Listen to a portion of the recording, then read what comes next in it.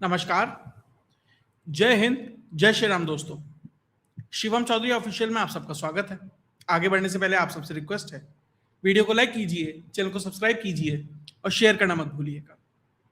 BJP 2026 के पश्चिम बंगाल के चुनाव को जिस तरीके से खेली और उसने टीएमसी को लगभग पारी और एक बड़े रन के मार्जिन से वो टेस्ट मैच धराशायी कर दिया। कोई स्कोप नहीं छोड़ा टीएमसी के लिए कि वो कहीं से किसी भी तरीके से वापसी कर सके। लेकिन अब बीजेपी इस तैयारी में है कि टीएमसी अगले मैच में, अगली सीरीज में, अगले दौरे में कहीं पर भी वापसी ना कर सके। और उससे बड़ी तैयारी यह है कि क्या टीएमसी की जो टीम है उसके कप्तान और उपकप्तान ही टीम से बाहर निकाल दिए जाएं। अब तक तो बात यह चल रही थी कि भैया जो सबसे अच्छा बॉलर है उसे अपनी तरफ ले लीजिए, जो सबसे अच्छा बैट्समैन है उसे अपनी तरफ ले लीजिए, भैया ये फील्डिंग बड़ी अच्छी करता है, ये ऑलराउंडर है, तो अपनी बेंच स्ट्रेंथ मजबूत कीजिए। लेकिन अब ये कयास लगाए जा रहे हैं कि जो कप्तान और उपकप्तान है उनको ही ना हटा दिया जाए और फिर जो कब टीम खेले उसके साथ खेलते हैं फ्रेंडली मैच। तो क्या इस तैयारी में है बीजेपी? इस पर तो चर्चा करेंगे ही, लेकिन उससे पहले जिस तरीके से ममता बनर्जी की जो हड़बड़ाहट है, जो फ्रस्ट्रेशन है, वो साफ नजर आ रही है कि किस तरीके से ममता बनर्जी अपना ग्राउंड लूज करती जा रही है और अपने हाथों से अपने ही बोए पेड़ को अब वो काटने लगी हैं। पेड़ कटे उससे पहले क्या पेड़ ही माली को दूर भगा देगा? दरअसल हुआ ये कि जब से ममता बनर्जी की सरकार गई है तब से कोई साथ देने वाला नहीं है। सबसे पहले तो चुनाव के दौरान ही लगभग 75 वो एमएलए जिनके टिकट काटे गए थे वो नाराज चल रहे थे। जब चुनाव हुआ उस दौरान किसी भी सिटिंग एमएलए एमपी किसी ने भी यहां तक कि जो राज्यसभा है कोई भी ग्राउंड पर उतरकर टीएमसी के लिए काम नहीं कर रहा था, क्योंकि ग्राउंड के सेंटीमेंट को समझ रहा था। और जैसे ही चुनाव संपन्न हो जाते हैं तो धीरे धीरे जो एमएलए जीते हैं वो भी साथ छोड़ने लगते हैं। लेकिन अब जो बात है वो ममता बनर्जी और अभिषेक बनर्जी के गले तक आ पहुंची। हुआ क्या? ममता बनर्जी ने एक बैठक बुलाई। दरअसल ममता बनर्जी कई बैठकें बुला चुकी हैं तब से, और लगातार हर बैठक में उनके विधायकों की जो संख्या है वो कम होती जा रही है। तो उन्होंने एक और बैठक बुलाई। सबसे पहले उसे कहा कि एक ऑफिशियल टीएमसी की बैठक है, लेकिन जब वहां यह पता लगा कि 80 में से मात्र 19 या 20 विधायक पहुंचे हैं तो उन्होंने ये एक्नॉलेज करने से ही मना कर दिया कि कोई ऑफिशियल बैठक थी। यानी उन्हें समझ आ गया कि भैया अब विधायक हमारे साथ नहीं है। और बैठक बुलाई क्यों गई थी? बैठक बुलाई गई थी कि भैया जो अभिषेक बनर्जी के ऊपर हमला हुआ साउथ 24 परगना में, जिस तरीके से महिलाओं ने अभिषेक बनर्जी का ऑमलेट बना दिया, उसके विरोध में 2 तारीख को बड़ा प्रदर्शन करना है। लेकिन उनके एमएलए को पता है, उनके सांसदों को पता है, उनके पार्टी वर्कर्स को पता है कि जिस तरह का सेंटिमेंट अभी ग्राउंड पर है, बाहर निकलकर कुछ कर नहीं पाएंगे। अभिषेक बनर्जी ने करके देखा, उनकी हालत क्या हो गई। ममता बनर्जी आज भी फेसबुक से प्रेस कॉन्फ्रेंस कर रही हैं। उनकी इतनी हिम्मत नहीं है कि वो ग्राउंड पर आकर, जो उनके भतीजे की पिटाई हुई है, भतीजे से बढ़कर है, मैं इससे ज्यादा नहीं बोल सकता, क्योंकि बंगाल में बहुत सारे लोग ये मानते हैं कि अभिषेक बनर्जी ममता बनर्जी के भतीजे से कहीं बढ़कर है। कम से कम वो उन्हें उससे कहीं बढ़कर मानती है। तो अगर उस पर हमला हुआ तो आपको तो ग्राउंड पे उतरना चाहिए था, लेकिन आप फेसबुक से प्रेस कॉन्फ्रेंस कर रही हैं। यानी आप खुद समझ रही हैं ग्राउंड का क्या सेंटीमेंट है। तो भैया विधायक तो समझते ही होंगे। अब विधायकों ने भी तरीका ढूंढ लिया है कि किस तरीके से पार्टी से अपनी जान छुड़ानी है। 19 विधायक पहुंचते हैं, लोग पहुंचते नहीं है। उसके बाद एक नई मुसीबत अभिषेक बनर्जी के सामने मुंह बाय खड़ी है। सीआईडी लगातार उनके घर पर दस्तक दे रही है। कल परसों वीडियो किया था उस अभिषेक बनर्जी की पिटाई के समय, तब भी बताया था कि जिस समय अभिषेक बनर्जी कूटे जा रहे थे उस समय सीआईडी उनके घर पर मौजूद थी।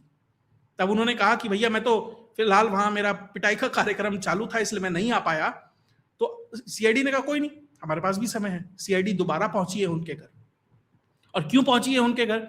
उनके घर इसलिए पहुंची है क्योंकि उन्होंने एक मीटिंग बुलाई थी और उसमें अपने जो लीडर ऑफ अपोजिशन है उनका नाम तय किया गया था और उस पर सभी विधायकों के सिग्नेचर लिए गए थे और वो लिस्ट जाकर राज्यपाल को दी, स्पीकर को दी गई थी कि भैया ये व्यक्ति हमारा लीडर ऑफ अपोजिशन होगा।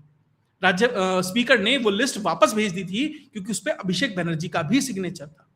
अभिषेक बनर्जी सांसद हैं मात्र, पार्टी में कोई ऑफिस बेरर भी नहीं है उस तरीके से कि भैया उन्होंने सिग्नेचर कर दिए। लेकिन यहां तक बात होती तो ठीक थी, उसमें एक और गड़बड़ हो गई। 2 विधायकों ने एक कंप्लेंट कर दी कि भैया जिस समय इस पर सिग्नेचर किए गए, लगभग 22 विधायक उस मीटिंग में मौजूद ही नहीं थे जिनकी इस पे सिग्नेचर हुए हैं, और 10 विधायकों के सिग्नेचर तो बोल्ड लेटर्स में है, सिग्नेचर नहीं है। मान लीजिए शिवम चौधरी लिखना है तो शिवम चौधरी बोल्ड लेटर्स में लिख दिया गया, जो कि कोई सिग्नेचर नहीं होता। और उन्हीं में से 2 विधायकों ने यह कह दिया, जिनके नाम है ऋतुपर्ता बनर्जी और संदीपन शाह, कि भैया ऐसा है, हमने तो कोई सिग्नेचर ही नहीं किए, और ऑफिशियल कंप्लेंट कर दी गई। और अब सीआईडी अभिषेक बनर्जी को ढूंढ रही है कि भाई साहब जो तुम पर्चा दे के आए थे और जो तुमने सिग्नेचर कराए हैं और मीटिंग ली है, तो फर्जी है ये, इस पे एक और केस बनेगा। अभी तो घर गिर रहा था, अभी तो गृह मंत्री को जिस तरह की शब्दावली का इस्तेमाल किया गया था उसमें फंस रहे थे, और अब जिस तरीके से फर्जी, और अब जिस तरीके से फर्जी सिग्नेचर कराए गए हैं उसमें फंस गए हैं। और ये लगभग सब कुछ प्री प्लान जैसा लग रहा है, क्योंकि इनमें से एक विधायक साहब दिल्ली में मौजूद थे जब शुभेंदु अधिकारी दिल्ली पहुंचे थे। यानी कि टीएमसी के लोग खुद से बीजेपी को अंदर की सारी खबरें दे रहे हैं कि भैया यहां ये गड़बड़ है, कर दीजिए काम, एवज में हमें इम्यूनिटी चाहिए, हमारे खिलाफ कुछ मत कीजिएगा। अभी मैं इस शो को करने से पहले बंगाल में ही किसी से बात कर रहा था कि 80 में से लगभग कितने लगते हैं कि बीजेपी अपने साथ ले लेगी 6 महीने साल भर के अंदर।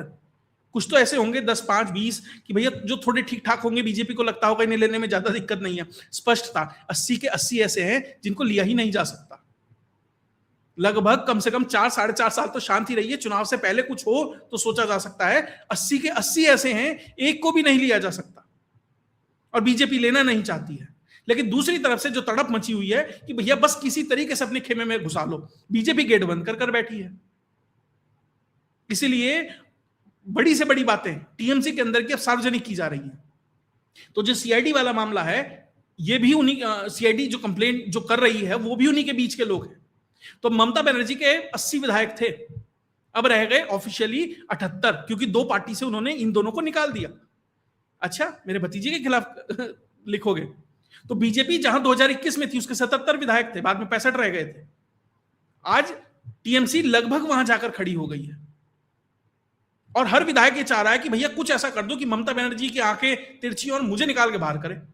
हर विधायक, हर सांसद, हर राज्यसभा, हर ऑफिस बेरर ये चाहता है कि ममता बनर्जी मुझे बाहर निकाल दे। कारण भैया अगर सरकार ने छोड़ दिया मेरे कुकर्मों के, मतलब जो पूर्व में मैंने जो काम किया, अगर वो छोड़ भी दिया सरकार ने, तो पब्लिक पीटेगी। और अगर ममता बनर्जी ने मुझे निकाल दिया तो कम से कम मेरे पास ये होगा कि भैया देखो मैं तो टीएमसी से बाहर हूं, मेरा कोई मतलब नहीं है। तो शायद जनता कुछ रहम कर दे।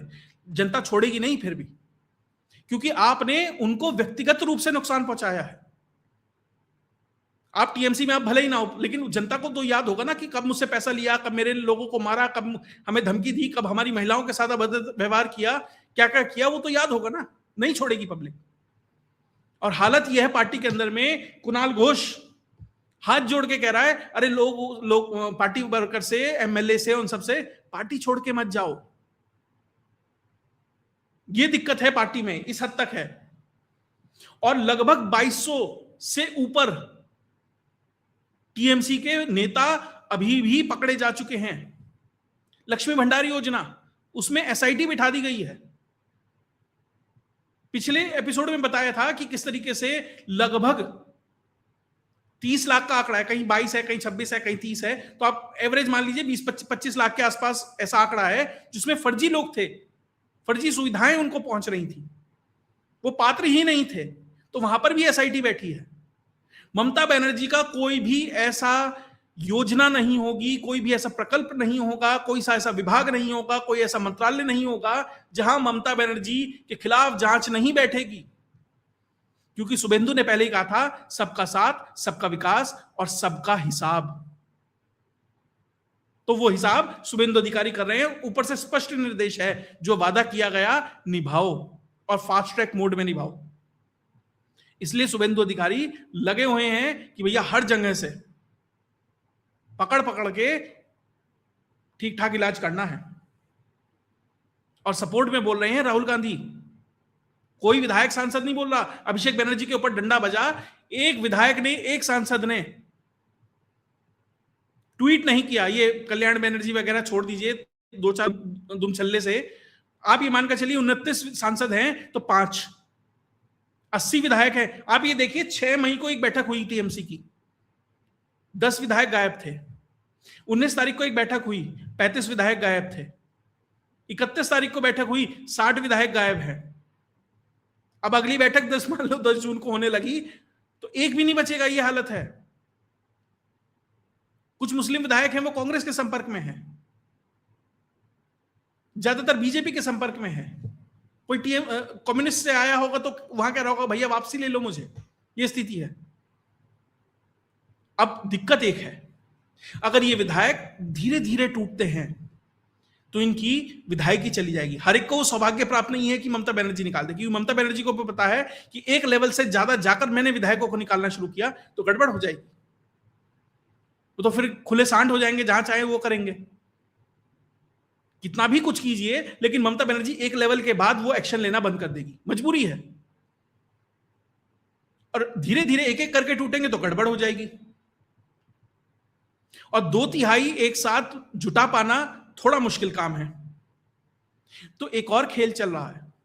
क्या महाराष्ट्र मॉडल, 2 मॉडल है, एक मध्य प्रदेश मॉडल है, क्या आप रिजाइन कीजिए, दूसरी पार्टी में जाइए, चुनाव लड़िए और जीत के आइए। उसमें बहुत रिस्क है। चुनाव जीतेंगे नहीं जीतेंगे, बीजेपी लेगी नहीं लेगी। एक दूसरा मॉडल है महाराष्ट्र मॉडल, शिंदे मॉडल। क्या आप ऐसा करिए, कप्तान और उप कप्तान को टीम से निकाल दीजिए।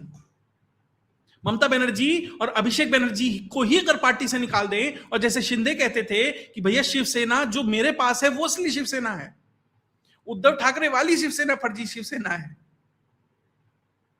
क्योंकि मेरे पास ज्यादा विधायक हैं, मेरे पास ज्यादा सांसद हैं, मेरे पास ज्यादा ऑफिस बेयरर्स हैं, मेरे पास पार्षद हैं, सब कुछ है।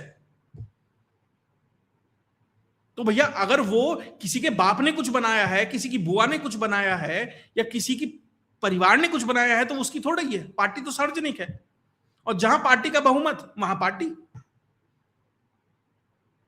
तो हो सकता है ये संभावना पश्चिम बंगाल में खूब प्रबल रूप से आगे बढ़ रही है। और शायद मैं सबसे पहले हूं जो इस बात को कर रहा हूं कि एक ये ऑप्शन भी तलाशा जा रहा है कि क्या ममता बनर्जी और भाईपो को ही पार्टी से निकाल दिया जाए,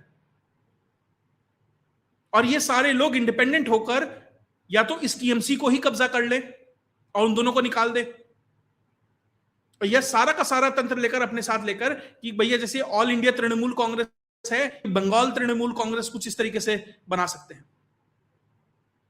अब देखना यह है कि वहां शिंदे कौन होगा, और वहां में और महाराष्ट्र में एक और फर्क रहेगा। महाराष्ट्र में जो तंत्र टूटा था वो बीजेपी के सहयोग से सरकार चला रहा था या उसका पार्ट हुआ। यहां नहीं होगा, यहां वो एज अपोजिशन काम करेगा, और ममता बनर्जी और अभिषेक बनर्जी के खिलाफ भी वो रहेगा। और सबसे बड़ी बात यह है, टीएमसी में आज अगर सबसे ज्यादा नाराजगी है तो वो सिर्फ और सिर्फ अभिषेक बनर्जी की वजह से है। ममता बनर्जी को ये सब कुछ मानने के लिए तैयार हैं, उसकी गाली भी खाने को तैयार हैं, उसका नाटक भी झेलने को तैयार हैं, क्योंकि उन्हें पता है ये वो महिला है जो दोबारा चुनाव जिता सकती है, संगठन खड़ा कर सकती है एक बार को, 0.001% चांस है।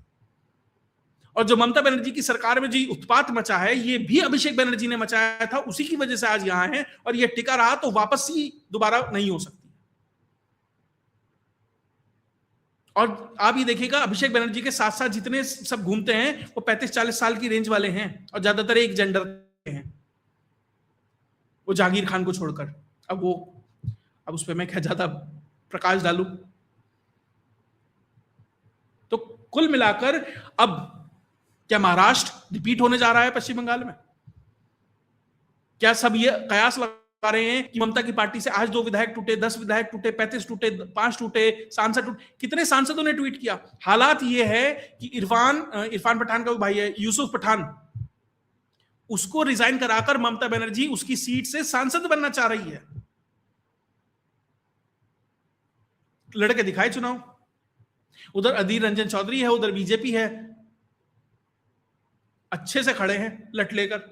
अधीर रंजन चौधरी कांग्रेस के खिलाफ जाकर यह कह रहा है कि जो ममता बनर्जी ने बोया वो उसके भतीजे ने काटा। और राहुल गांधी क्या कह रहे हैं? अरे ममता जी आपको हॉस्पिटल नहीं मिल रहा है तो हम सुविधाएं पहुंचाएं क्या आपको? लड़के दिखाए ममता बनर्जी चुनाव, ना विधायक है, ना सांसद है, ना कुछ है। और सारे सांसद विधायक एक तरफ होकर कहने लगे कि मैडम थोड़ा सा आप बाहर निकलिए, पार्टी ऑफिस खाली कीजिए, वरना आपके चक्कर में हम केस में भी फंसेंगे और पब्लिक भी पीटेगी। आपकी छत्र छाया से, आपके प्रभाव से बाहर निकलना है, आपकी लेगेसी से पिंड छुड़ाना है। क्योंकि जिस तरीके से प्रदीप सिंह जी ने एक बड़ी अच्छी तरीके से उसे समराइज किया, ट्रांजैक्शनल रिलेशनशिप है, तुम मुझे क्या दो, मैं तुम्हें क्या दूं। अब ना तुम मुझे कुछ दे सकते और ना मैं कुछ तुम्हें देना चाहता हूं, तो साफ बात है साइड हट जाइए। अब टीएमसी की टूट विधायक भागने से ज्यादा महत्वपूर्ण यह है कि क्या टीएमसी से ममता और भाईपो की ही विदाई हो जाएगी? एक टेस्टेड मॉडल है ऑलरेडी महाराष्ट्र में, तो दोबारा हो सकता है, क्या दिक्कत है? अब ये देखना है भैया, एब्सोल्यूट मेजॉरिटी है बीजेपी पे, उसे कोई दिक्कत नहीं है वैसे, लेकिन आपको पूर्ण रूपेण इस हिंसा की राजनीति को खत्म करना है तो इन जैसे लोगों को निपटाना है राजनीतिक रूप से। और जिस तरीके से केस लदे हुए हैं हर एक के ऊपर, और शयानी घोष भी हाथ जोड़ के कहने लगी, अरे तब तो मैं 15 साल की थी, मुझे पता नहीं था, मैंने ऐसा ट्वीट कर दिया था, मैं छोटी बच्ची थी। वो शिवलिंग के साथ किस तरह का उसने अभद्र ट्वीट किया था। बस अब ये देखना है, जब ये सब कुछ होगा, अगर पार्टी इस तरीके से होती है, तो ये राजदीप की जो मैडम है, कल्याण बनर्जी हैं, डेरेक ओब्रायन हैं, इन जैसे लोगों का क्या होगा? ये कहां जाएंगे? घर के न घाट के। अभी लोकसभा में 29 हैं, राज्यसभा में 12 हैं और एमएलए 80 हैं, और कई सारी तो नगर पालिकाएं और नगर पंचायतें खाली ऑलरेडी हो चुकी हैं उनके हाथ से।